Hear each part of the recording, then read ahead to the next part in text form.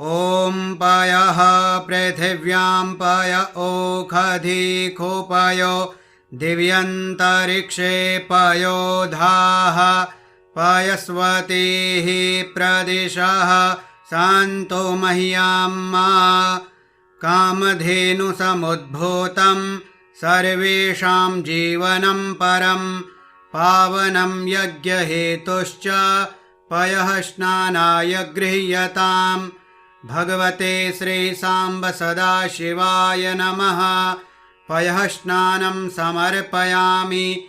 पयः स्नानान्ते शुद्धोदकस्नानं समर्पयामि। शुद्धोदकस्नानान्ते आचमनीयं जलं समर्पयामि।